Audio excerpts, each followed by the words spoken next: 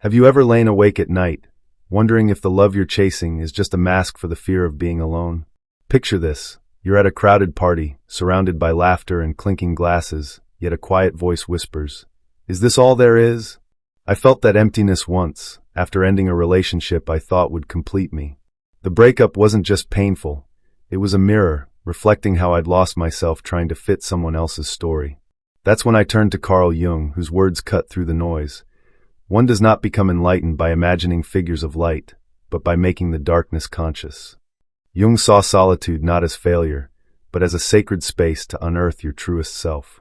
Today, we're exploring why staying single might be the best thing you can do, using Jung's insights to dismantle the myth that you need another to be whole.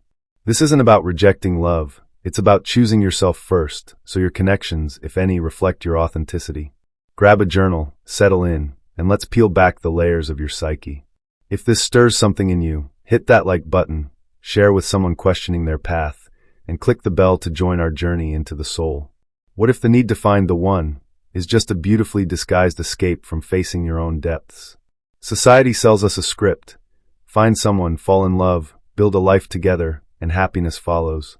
But Jung warned that this romantic ideal often masks a fear of solitude, where we use others to avoid our own shadows.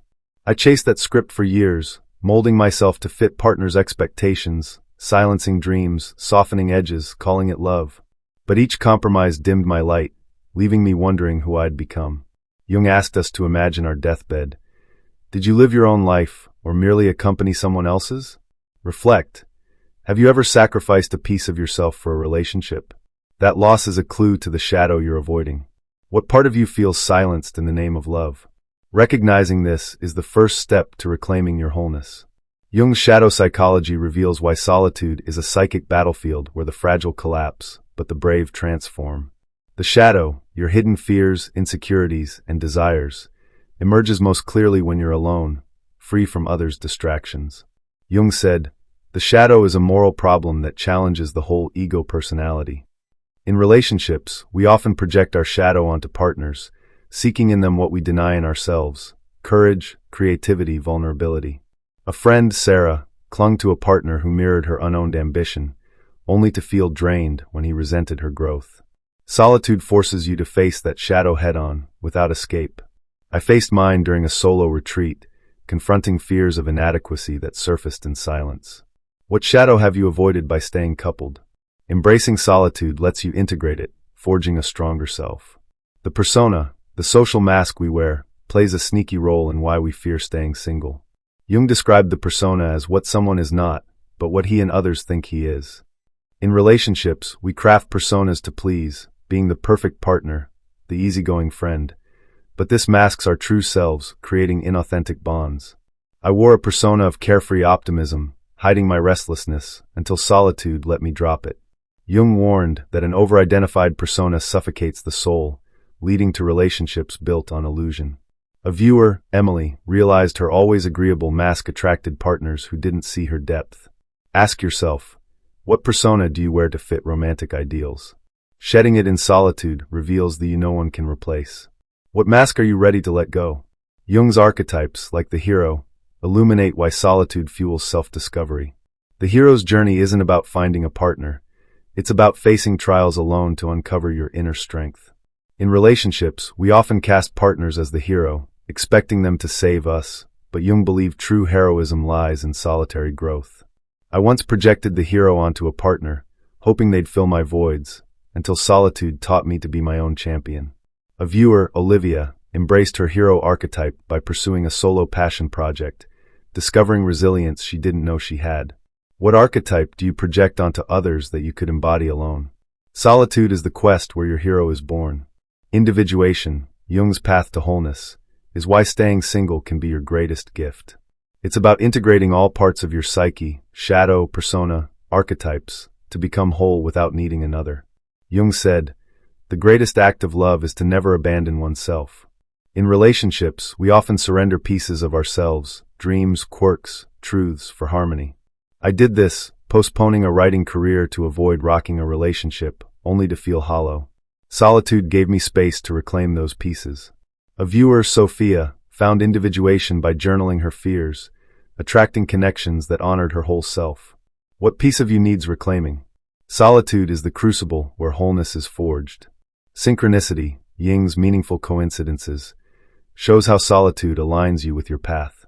When you embrace your own company, the universe responds with signs, chance encounters, vivid dreams that guide you. After choosing solitude, I met a mentor at a random bookstore, sparking a creative breakthrough. Jung saw synchronicity as the unconscious orchestrating reality when you're true to yourself. A viewer, Alex, noticed synchronicities, like finding Jung's book after a solo trip, that affirmed her choice to stay single. What coincidence has nudged you lately? Solitude amplifies these signs, pointing to your destiny. Here are 12 practical steps, inspired by Jung, to embrace solitude and become whole. 1. Shadow journaling. Write daily about fears or desires you avoid, uncovering your shadow. 2. Persona audit. List traits you project to please others, then experiment with authenticity. 3. Dream analysis. Record dreams for symbols of your inner hero or shadow. 4. Solitude rituals. Spend an hour alone weekly, no devices, reflecting on your truth. 5.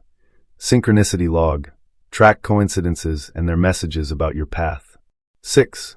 Archetype exploration. Identify your dominant archetype, e.g. hero, creator, and embody it. 7. Boundary practice. Say no to demands that dim your individuality. 8. Creative outlet. Paint, write, or dance to express your inner world. 9. Mindfulness meditation. Visualize your whole self as a radiant light. 10. Community selection. Surround yourself with those who honor your solitude. 11. Gratitude affirmations. Daily affirm your strength in being alone. 12. Reading Jung. Dive into man and his symbols for personal insights. Which step resonates most? Start it today to spark transformation. Let's deepen this. Jung's collective unconscious shows how societal myths, like "you're incomplete without a partner," shape our fears. Social media amplifies this, with curated couple photos fueling comparison.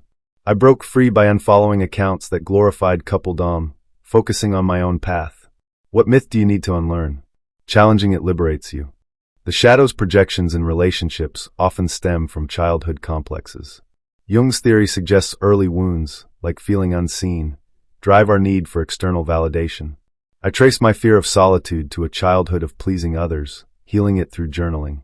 What wound fuels your need for connection? Addressing it strengthens your core. Synchronicity thrives in solitude, as Jung's Red Book illustrates with his own visions. Log a week of coincidences to see your path unfold. A bookstore encounter led me to a life-changing idea. What synchronicity awaits you? The persona's grip reflects cultural shadows, like suppressing individuality for harmony. Jung critiqued this conformity. Olivia countered it by sharing her true thoughts, attracting authentic friends. How can you defy norms to shine? Individuation balances opposites, connection, and independence. Jung's alchemy metaphor sees this as turning lead into gold. By embracing my restlessness, I stopped seeking partners to fix it. What opposite needs balance in you? More steps. 13. Nature immersion. Walk alone in nature to hear your inner voice. 14. Forgiveness ritual. Release past relationships' burdens to free your psyche. 15. Vision boarding.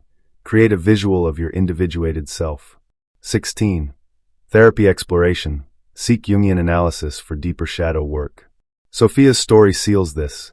She chose solitude after a draining relationship, journaling her shadow and finding synchronicities that led to a fulfilling career. Her light now attracts those who celebrate it. What's your light ready to reveal? Imagine a life where you're whole, alone or with others. Challenge. Journal one shadow fear tonight. Share in the comments what surfaced. Like if you're choosing yourself, subscribe for more, and let's walk this path together. Dare to be whole today, and I'll see you soon.